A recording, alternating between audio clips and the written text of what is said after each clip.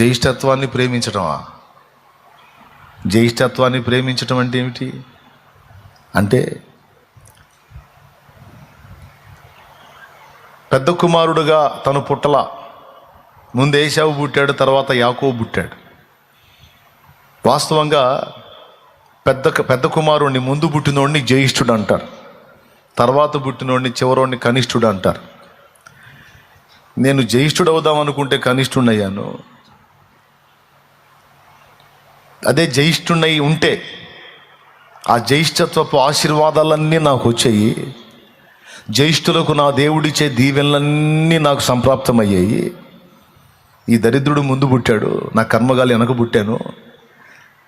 ఈ దరిద్రుడు వెనక పుట్టి నేను ముందు పుట్టినట్టయితే ఆ దీవెనలన్నీ నాకు వచ్చాయి కదా అని ఒకటే దిగులు చిన్నప్పటి నుంచి.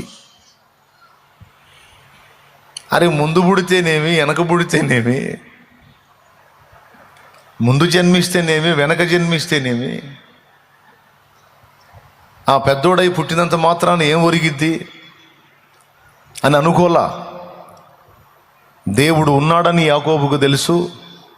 ఆ దేవుడు నిజమైన దేవుడు, తన పితరులు సేవించిన దేవుడు అని యాకోబుకు తెలుసు.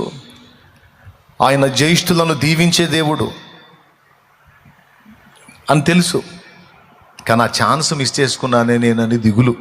కడుపులో పిండంగా ఉన్నప్పటి నుంచి ఫైటింగే, పుట్టేటప్పుడు ఫైటింగే. అదంతా రాసుంటుంది గ్రంథంలో. రెబెకా కడుపులో పెనుగులాట జరిగింది అని ఉంది. పుట్టేటప్పుడు కూడా ఏశావు మడిమను పట్టుకొని వచ్చాడు బయటికి. అంటే ఎట్లనన్నా కానీ వెనక్కి లాగాలని ట్రై చేశాడు, కుదరలా, పుట్టేశాడు. ఏశావు ముందు పుట్టాడు.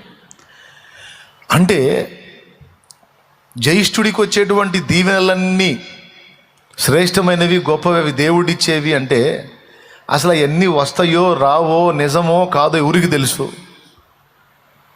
కానీ యాకోబు విశ్వాస నేత్రములు కలిగిన వాడు. అది యాకోబు స్పెషల్. యాకోబు అనేక రకాల వంకర టింకరల్లో ఉండవచ్చు, కానీ యాకోబు విశ్వాసము గలవాడు.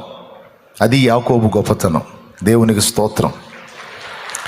దేని యందు విశ్వాసము గలవాడంటే దేవుని యందు విశ్వాసం గలవాడు, దేవుడిచ్చే ఆశీర్వాదాల యందు విశ్వాసం గలవాడు, దేవుడు అనుగ్రహించేటువంటి కృపల మీద విశ్వాసం కలిగిన వాడు.